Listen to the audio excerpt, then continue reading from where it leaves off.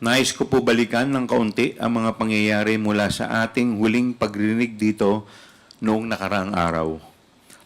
Maalala po natin na sa ating nakaraang hearing, nagkaroon po ng resolusyon ng ating committee na patawan ng contempt si Attorney Zulaika T. Lopez, Chief of Staff of the Office of the Vice President, on the ground po that she has unduly interfered with the conduct of these proceedings.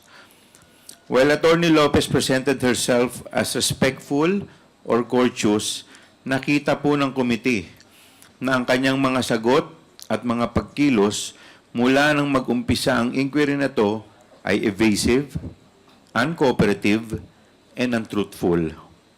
Ang suma total at kabuuan ng kanyang mga acts and responses ultimately convinced the committee that Attorney Lopez was guilty of interfering in and frustrating Congress' exercise of its power of legislative inquiry. Halimbawa, isolated incident. Isolated incident lang raw ang kanyang pagtanggal kay Yusek Gloria Mercado sa DepEd. Subalit napaamin rin siya kalaunan na may mga iba pa siyang mga tinanggal na opisyal sa DepEd kahit na hindi siya opisyal nito. Paulit-ulit din pong sinasabi ni Attorney Lopez na wala siyang alam sa utilization ng confi funds ng OVP. Paulit-ulit ito na sagot, subalit may mga dokumento at ebidensya kagaya na lamang ng mga sulat sa COA at testimonya mismo ng iba pa nating resource persons na nagtuturo kay Attorney Lopez bilang involved hindi lang sa pag-request ng confidential funds, kundi pati na rin sa utilization at liquidation nito. Inamin ni Attorney Lopez na sila ng kanyang assistant COS na si Limuel Ortonio ang nakalagda sa sulat ng COA patungkol sa liquidation ng confidential funds. Inamin niya rin na nag-issue siya ng isa pang sulat na tinatangkang pigilin ang COA sa pag-comply ng isang subpoena mula sa... Tignan po ang totality of Attorney Lopez Acts. Malinaw na mayroong clear, persistent, and willful attempt to interfere, frustrate, and defeat the inquiry undertaken by the committee. At dahil dito, ay nahatulan siya ng contempt under Section 11F of our Rules of Procedure governing inquiries in aid of legislation. Ngunit, it seems na ginamit ang pagkakataon na ito upang i-distract at i-divert ang atensyon ng publiko palihis sa mga issue na tinatalakay natin. Mula Miyerkules hanggang Linggo, wala po tayong narinig na kahit na ano pang pagtugon sa mga findings noong nakaraang pagdrinig natin. Sadya pong pilit na tinatabunan ang mga tanong ng taong bayan ukol sa magkaibang pirma ni Kokoy Villamin mula sa acknowledgement receipts ng DepEd at OBP, pati na rin sa mala Superman na paglipad ni Edward Fajarda sa 27 lugar sa Pilipinas sa loob lamang ng isang araw.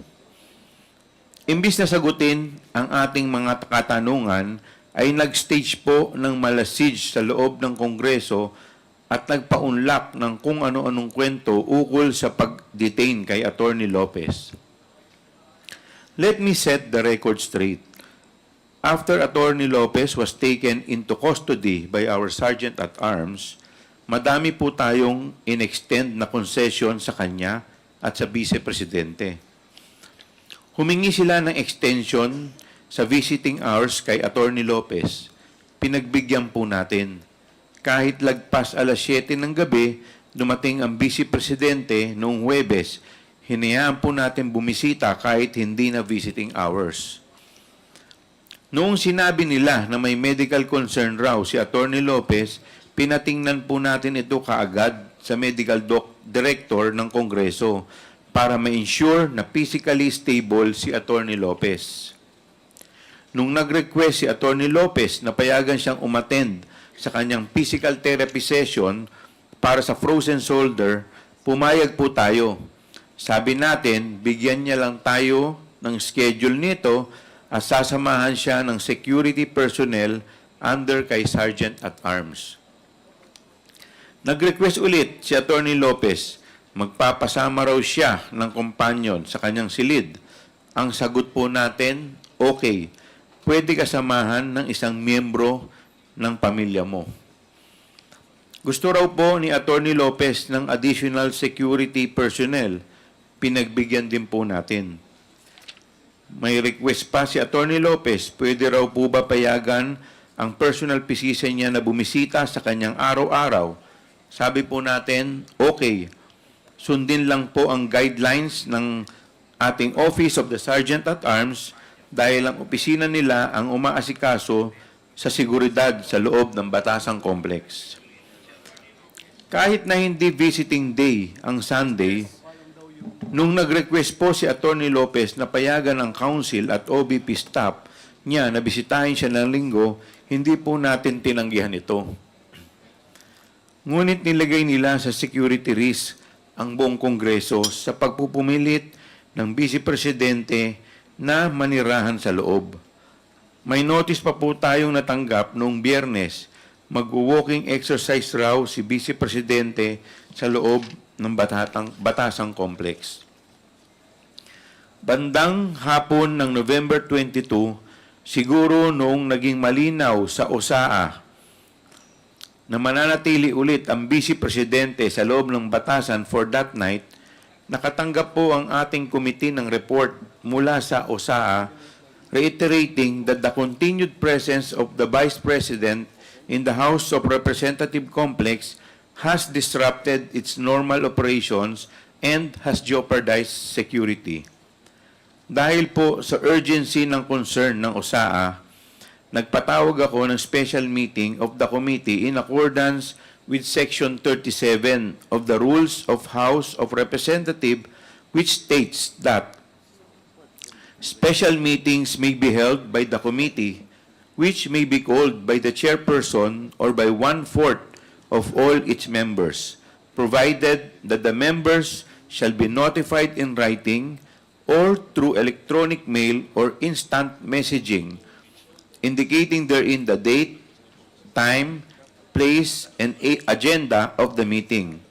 Sa special meeting na yon, this committee unanimously resolved to transfer Atty. Lopez from the House of Representatives Detention Center to the Women's Correctional Facility in Mandaluyong. Para sa hindi pamilyar sa ating rules, nakasaad po sa Section 11 na nasa discretion po ng committee kung saan i-detain ang isang tao na nahaltulan ng contempt. The rule states that upon order of the committee, a person cited in contempt shall be detained in such place as the chairperson or acting chairperson may designate.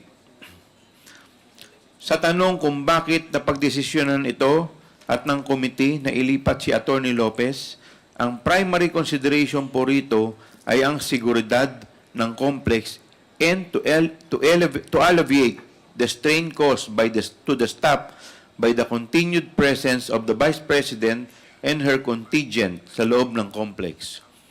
Lalong-lalo na po ang mga security personnel natin sa OSAA. May breach of security protocols and guidelines of the House of Representatives on the conduct of visits to detained individuals.